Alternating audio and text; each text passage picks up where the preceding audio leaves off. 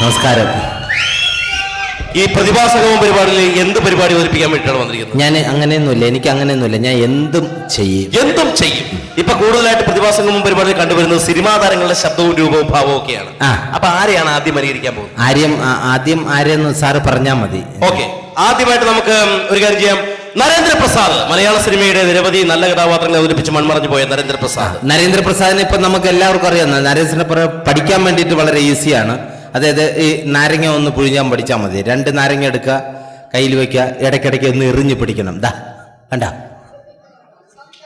ഇതിന്റെ മുന്നിലിരിക്കുന്ന ആൾക്കാരെയൊക്കെ അസലായിട്ട് കൊഞ്ഞനം കുത്തണം. അതൊക്കെ എല്ലാം ഉണ്ട്. ഇത് കഴിഞ്ഞിട്ട് ആ വെട്ടുപോലും കഴിഞ്ഞിട്ട് നേരെ വന്നു കഴിഞ്ഞാൽ കറക്റ്റ് നരേന്ദ്രപ്രസാദ് ആവും.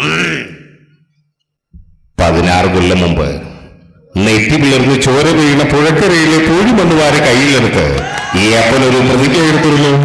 അത് മാറ്റാൻ സൂര്യൻ പടിഞ്ഞാറ് മുതിച്ചു തുടങ്ങിയിട്ടില്ലല്ലോ. കണിമംഗലം കോവിലകത്തിന്റെ നാശം പൂർണ്ണമാകട്ടെ, അതിന്റെ മേൽക്കൂറ് നിലമൊത്തൊക്കെ എന്നിട്ട് ആലോചിക്കാം. മാപ്പന്റെ വാക്ക് മാറ്റുന്ന കാര്യം ഇനി എനിക്കൊന്നും പറയാനില്ല. കേൾക്കാനും ആയുഷിനു വേണ്ടി ഉറക്കെ പ്രാർത്ഥിച്ചുകൊള്ളുക. ആയുഷ്മാൻ ഭവ. അടിപൊളി. Thank you. ഇനി അടുത്തത് നമ്മുടെ മധുസാറില്ലേ? മധുസാറിനെ പഠിക്കാൻ വളരെ ഈസിയാണ്. സൈക്കിൾ വെട്ടാൻ പഠിച്ചാൽ മാത്രം മതി. എല്ലാവർക്കും അറിയാം. സൈക്കിൾ എന്ന് പറഞ്ഞാൽ കാലുകൊണ്ടല്ല, കൈകൊണ്ട്. സൈക്കിൾ വെട്ടി നിർത്തുക, റിവേഴ്സ് കറക്കുക, ഇടയ്ക്കിടയ്ക്ക് ഭാവാഭിനയം പൊട്ടി വിരിയുന്ന കാണാം. എന്താ നോക്കിയോ, കണ്ട വന്നിറങ്ങണ കണ്ട വന്ന് തള്ളിയിട്ട് പോയത് കണ്ട. ഇനി പ്രശസ്തമായ ഡയലോഗ്. രാഘവ, എനിക്ക് നിന്നോട് ചില കാര്യങ്ങൾ ചോദിക്കാനുണ്ട്. ആ കല്യാണിയമ്മയുടെ മകൾ രാജലക്ഷ്മിയുമായി നിനക്ക് എന്താടാ ബന്ധം? ചോദിച്ചത് കേട്ടില്ലേ? പ്രേമമെന്ന് മണ്ണാങ്കട്ടെന്നും പറഞ്ഞ് അവളുടെ പുറകെ നടന്നിട്ട് ഒടുവിലെല്ലാം കഴിഞ്ഞപ്പോൾ നിനക്കവള് വേണ്ടതായി. ഇല്ലടാ പട്ടി, പൊക്കോന്റെ മുമ്പിന്ന് പോകാൻ എന്ന് പറഞ്ഞതിന് ശേഷം സൈഡിൽ നിന്ന് കുറച്ച് ഭാവാവിനെയും വാരി വിതറ. അത് നമുക്കുള്ളതല്ല, നാട്ടുകാർക്കുള്ളതാണ്. പോകാൻ, അതിനുശേഷം തിരിയൂ. അപ്പൊ ഇനി നമ്മുടെ മെഗാതാരം മമ്മൂട്ടി മോഹൻലാലിനൊക്കെ ഇപ്പൊ എല്ലാരും ചെയ്തിട്ടുള്ളതാണ്. ലാലേട്ടനെ ചെയ്യുമ്പോൾ നമുക്ക് എല്ലാവർക്കും അറിയാം, ഇടത്തെ തോള് 90 ഡിഗ്രി ചരിഞ്ഞിരിക്കണം. ലാലേട്ടനെ പഠിക്കാൻ വളരെ ഈസിയാണ്. 90 ഡിഗ്രി ചരിഞ്ഞിട്ട് ഒരു ഫുട്ബോൾ, അത് ബാള് ഇവിടെ ഉണ്ടെന്ന് സങ്കല്പിക്കുക, തട്ടിത്തെറിപ്പിക്കുക. അതാ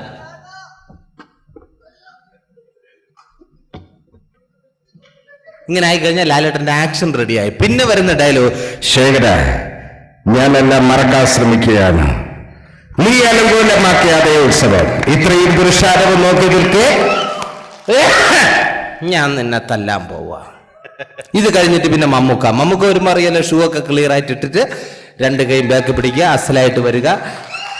ഫസ്റ്റ് ഡയലോഗിന് തന്നെ ഇടത്തെ കുത്ത്, അതായത് ഇവിടെ 2 ഇഷ്ടിക വെച്ചേക്കും, നടുക്ക് ചാന്തിട്ട് നിറയ്ക്കുക. രണ്ടാമത്തെ ഡയലോഗിന് വലത്തെ സൈഡിൽ ചാന്ത് ഇറക്കണം.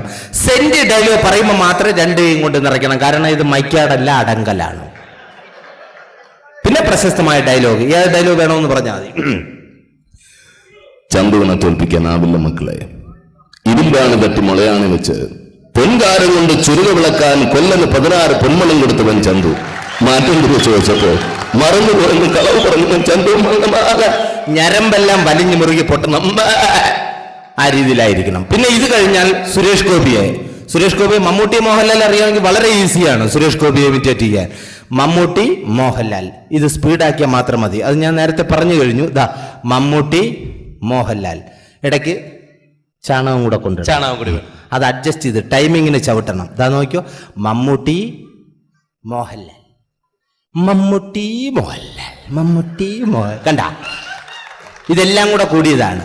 ഇനി എന്ത് ചോദിച്ചാലും വേണ്ട എന്ന് കൂടെ പറഞ്ഞേക്കണം, അപ്പോഴേ കറക്റ്റ് ഫിഗറും വരും. ബിരിയാണി വേണോ? വേണ്ട. മട്ടൺ വേണ്ട. ചിക്കൻ വേണ്ട. ബീഫ് വേണ്ട. അടിപൊളി. അപ്പൊ ഇനി അടുത്തത് 2 പെഗ് എടുക്കട്ടെ. സോഡ വേണ്ട. അടിപൊളി. ഇതുപോലെ ഇത്ര മതി സുരേഷ് ഗോപി. ഓക്കെ. ഈ ബിന്ദു പണിക്കരുടെ ശബ്ദം ഭയങ്കരമായിട്ട് അനുകരിക്കുന്നത്. ബിന്ദു പണിക്കർ, എടാ അശോക, എനിക്ക് നിന്നോട് ഒരുപാട് കാര്യങ്ങൾ പറയാനുണ്ട്. പണ്ട് ഞാൻ കോളേജിൽ പഠിക്കുമ്പോ എനിക്കായിരുന്നു ക്ലാസ്സിൽ ഫസ്റ്റ്.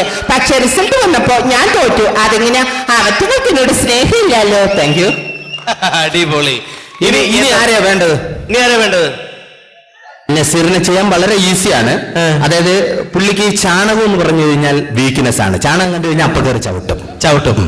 അതുകൊണ്ട് നടന്നു വരുമ്പോ ഏതൊരു വ്യക്തിക്ക് ഈസി ആയിട്ട് പഠിക്കാം. ഞാൻ നടന്നു വരുമ്പോ ദേ ചാണകത്തിൽ ചവിട്ടി എന്ന് പറഞ്ഞു കഴിഞ്ഞാൽ കറക്റ്റ് പ്രേം നസീർ ആവും. ഓഹോ നോക്കിയോണേ. Okay ready. ഓഹോ നോക്കിയോണേ. Okay ready. ചാണകത്തിൽ ചവിട്ടി.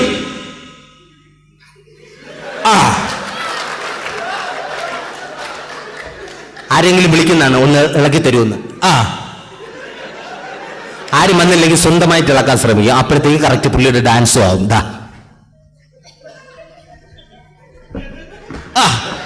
അടിപൊളി.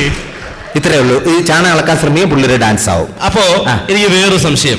നമ്മുടെ ഈ ഇന്ത്യൻ സിനിമയിലെ ഒരു ഉലകനായകനല്ല, നമ്മുടെ ഈ നടന ഇതിഹാസം എന്നൊക്കെ പറയില്ലേ, നമ്മുടെ ആരാ? രജനീകാന്ത്. സൂപ്പർ സ്റ്റാർ രജനീകാന്ത് എങ്ങനെയാണ്? രജനീകാന്തിന് ചാണകം എന്ന് പറഞ്ഞാലേ പേടിയാണ്. പേടിപ്പിച്ചാൽ മതി. ഇതേ ചാണകമുണ്ട് എന്ന് പേടിപ്പിച്ചാൽ മതി, രജനീകാന്തായി മാറും. നോക്കിക്കോളൂ. നടന്നു വരുമ്പോ ഇതേ ചാണകം ഉണ്ടെന്ന് പേടിപ്പിച്ചോളൂ. ഓക്കെ.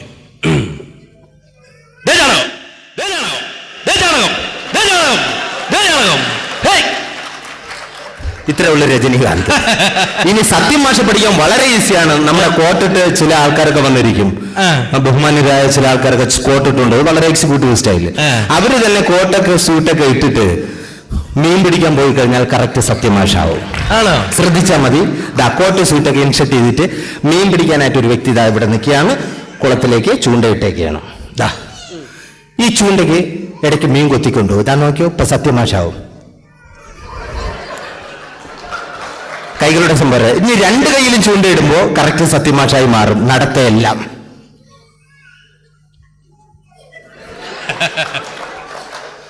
അമ്മ ഫുൾ കട്ടിങ്സ് ആണ്. ഇനി ആരാ വേണ്ടത്? ഇനിയിപ്പോ വെറൈറ്റി ആയിട്ട് ആരെ ചെയ്യാൻ പറ്റും? നിങ്ങൾക്ക് ആരെ വേണമെന്ന് പറഞ്ഞാൽ ചെയ്യാം. Your choice. Jose Prakash. Hello mister, how are you? താങ്കൾ പറയുന്ന കാര്യങ്ങൾ എല്ലാം എനിക്ക് മനസ്സിലാവുന്നുണ്ട്.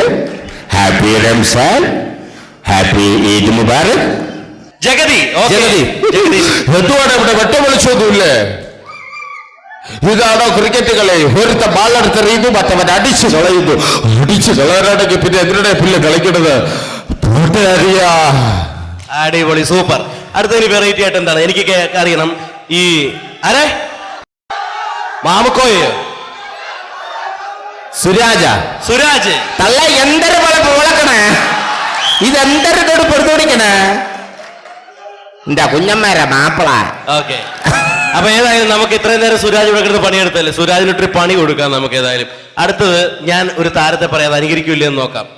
മലയാള സിനിമയിൽ വന്നൊരു യുവതാരമാണ്. ഈ അടുത്ത കാലത്ത് പൃഥ്വിരാജ്, കുഞ്ചാക്കോ ബോബൻ തുടങ്ങിയ മേഖലകളിൽ ശ്രദ്ധിക്കപ്പെട്ടു പോയൊരു താരം. ആരാണ്?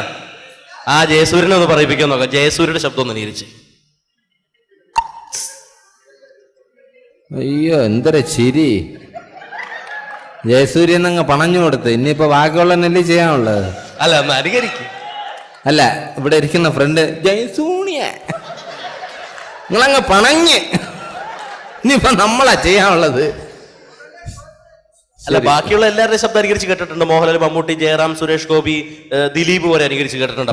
അപ്പൊ നീയും പ്രശാന്ത് നീയും കൂടെ അവരുടെ സൈഡിലേക്കാണ്. അല്ല, എനിക്കിതൊന്ന് കേൾക്കണം. ഇത് കേട്ടാലേ എനിക്ക് പഠിക്കാൻ പറ്റത്തുള്ളൂ. മോഹൻലാൽ, മമ്മൂട്ടി, സുരേഷ് ഗോപി ഞാൻ പഠിച്ചു. ജയസൂര്യ നിനക്ക് വച്ചിട്ടുണ്ട്. കൂടെ വന്നിട്ട് എന്നെ പണി തരണേ.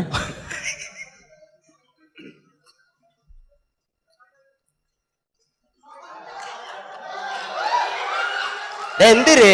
ഇതാണോ ജയസൂര്യ? ഇതാണോ ജയസൂര്യ? ഇതൊക്കെ കേട്ടാ മതി. ഇത് ഊമ പെണ്ണിന് ഉരിയാടാ പയ്യെന്ന സിനിമയിലെ ജയസൂര്യയുടെ സൗണ്ടാ. നമ്മക്കിട്ടാ പണി. പോയെന്നെ